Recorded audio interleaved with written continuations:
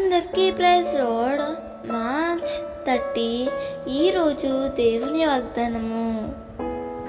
తన ఎడల యథార్థ హృదయము గలవారిని బలపరచుటకై యెహోవా కనుదృష్టి లోకమంతటా సంచారము చేయుచున్నది.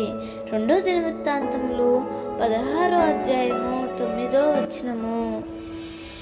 దేవుని ఎడల యథార్థంగా జీవించే ప్రతి ఒక్కరికి ఈ లోకంలో ఎన్నో సమస్యలు ఎదురవుతూ ఉంటాయి. ఆ యథార్థతను బట్టి నా అనుకున్న వారు కూడా వ్యతిరేకంగా మారిపోవచ్చు. అయితే ఆ యథార్థతను విడిచిపెట్టకుండా జీవించే వారికి ప్రభు ఇస్తున్న గొప్ప అభయవాక్కు, యథార్థవంతులను బలపరచుటకు ఆయన కనుదృష్టి ఎప్పుడు భూమి మీదకి చూస్తుంది.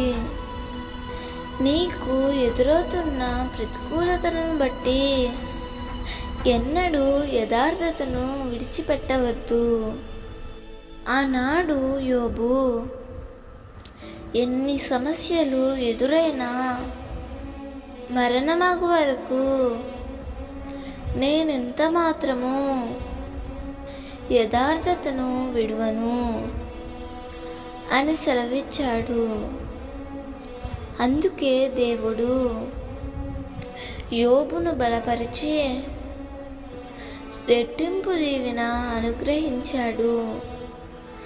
ప్రియమిత్రమా, దేవుని కొరకు యథార్థంగా జీవించు.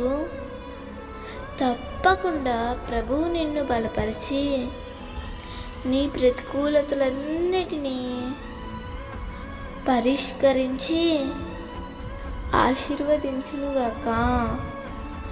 ఆమేన్.